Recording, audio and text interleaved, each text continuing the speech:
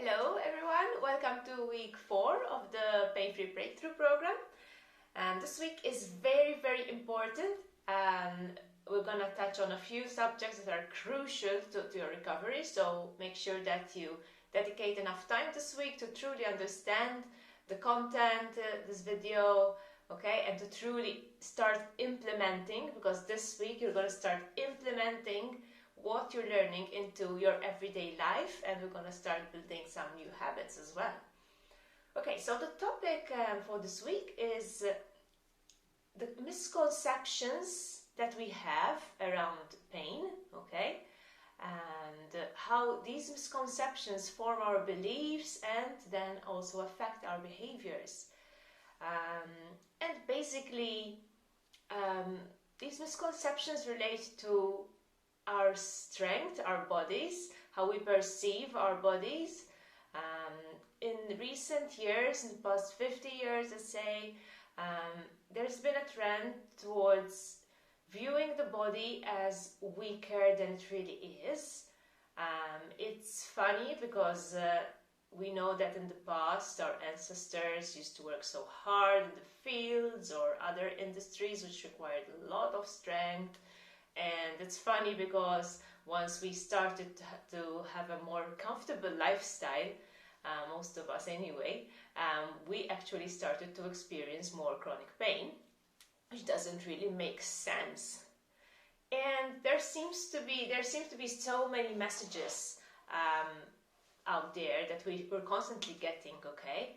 So from a very young age, maybe we've known someone who's been in pain, who has a condition, okay? So we know that it's possible for our bodies to be broken. Of course, we don't know the personal story, like that person's personal story, which may have led to the pain, okay, and her experiences and her mindset, but we just grow up assuming that these things can happen also because of the things that the adults around us tell us, okay? First of all, some of us are brought up by very hyper-vigilant, caring parents, and each time maybe they see us do something, they tell us to be careful, obviously, be careful or you'll get hurt, okay? And this is always the message that they tend to scare children with, okay? To stop them from doing something stupid, of course.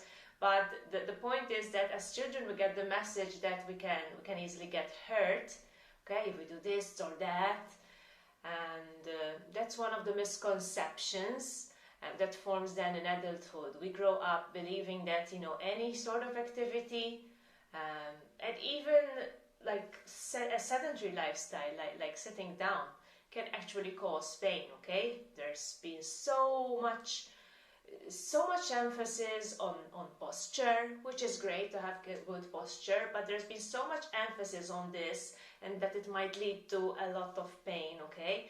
There's a lot of fear going around, okay? I remember, when I was at school, there used to be a lot of emphasis on our school bags because we used to carry a lot of books, and therefore they put lockers, which is great, so that we don't have to carry all the books. But there was this message being fed to us constantly, that if we carry too much, then we're gonna hurt our backs. That it was like a message. I don't know if it's the same in your where you live, but this was a constant message that we got, that it's easy to hurt your back because either of poor posture or because you carry too much on your back. In reality, I used to carry quite a lot, and I never got back pain back then because I didn't fear it. I didn't think it was such a big deal. But it's just to show you how our upbringing can set our expectations, okay? And I know that Dr. Sarno mentions this. He says, so today, everyone or most people work, a 9-to-5 job at an office, they sit down all day and they have this terrible back pain when their ancestors were, at it, working in the fields or building or whatever every day, and they didn't complain so much of back pain. It seems to be like an epidemic, okay, among people who have a sedentary lifestyle, which is interesting. And the funny thing is also that we blame both an active lifestyle, we blame it for causing pain, okay, sometimes, so, oh, that's an overuse injury. It's common to hear that something's an overuse injury, or it's common to hear that, oh, your sports can, damage your body forever, there's a sports injury which will not heal, whatever. So there's the active lifestyle, the belief that, being active can actually cause pain and damage. Then there's also the belief that being not active can cause pain and damage. So there's no way, you can escape it, can you? Being, sitting down for too long will hurt your back, but also running for too long will hurt your back. These are the messages that we're constantly getting, and, hearing other people also complain of their conditions.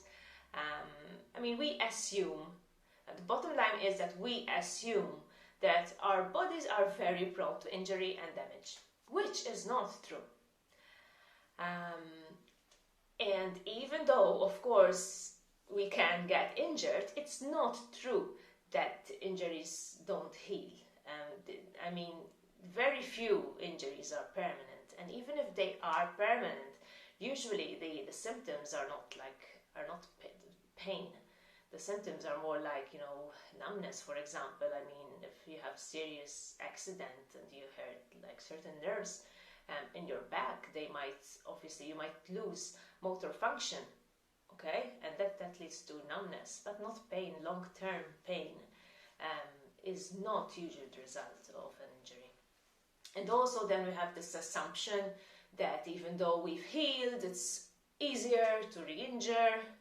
Okay, so all this fear that we need to try and work on, and we need to start changing our beliefs and believe in our body's capabilities much, much more. And we can start doing this by watching our everyday actions, okay? Because in our everyday lives, if we're in pain, we are probably behaving in certain ways. We're probably either avoiding certain movements altogether, just to rule out the possibility of pain or making it worse, or we are engaging in activities but we're constantly feeling, we're doing them with a certain trepidation, I call it, and trepidation feeds on fear, okay? So we're watching our movements, we're being hyper vigilant and fearful, and that creates more and more tension, okay? And also creates the expectation of pain, which we know can lead to conditioning. So we in this week we're gonna get more and more aware of our movements, of our beliefs and behaviors in our day-to-day lives. And we need to get clear on what we're going to let in and what we're not gonna accept anymore.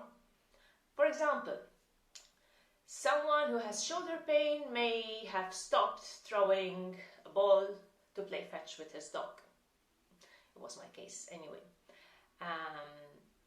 If this person has no visible shoulder tear, no recent injury, that explains why such a movement would hurt, this person would actually have to start re-engaging in playing fetch with her dog. Because if she keeps avoiding this movement, she keeps sending the wrong message to her brain, the message that this movement might hurt and this other movement might hurt, so let's avoid it. And by avoiding, you're building a new habit, okay? You're building the expectation that a movement will hurt, and you're building the conditioning, okay? So that eventually, if you're gonna have to do that movement and you're afraid of it, you're gonna get pain, because that's the only outcome that you can envision, okay? And there are so many everyday movements that people with chronic pain avoid, okay? Sometimes they plan their day ahead so that they can do some stuff when their pain is at its lowest.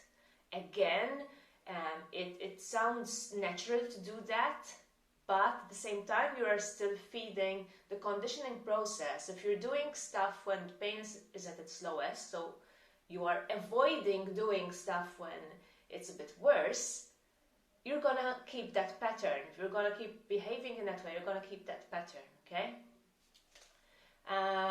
Some people, they've got used that, you know, sitting down for longer than 30 minutes, they get pain. Okay, they might really get pain, but these people have to first change their belief that sitting down is bad for their back or for their pain, whatever. So first they have to feed in this new belief that sitting down is harmless, okay? And then they have to start challenging their limitations. I wouldn't say, like, if a person is used to standing up every 30 minutes because of pain, I wouldn't say, you know, she has to now sit down for 6 hours straight, because that's a bit too much. We have to undo the conditioning a little bit slowly. But this person, if she's convinced that this is just mind-body pain, and that this pain doesn't make sense structurally, she's not damaging her back just by sitting down, she could start pushing it a little bit and sit down for 45 minutes next time. Okay? And it's all about like pushing our boundaries and building new habits and beliefs.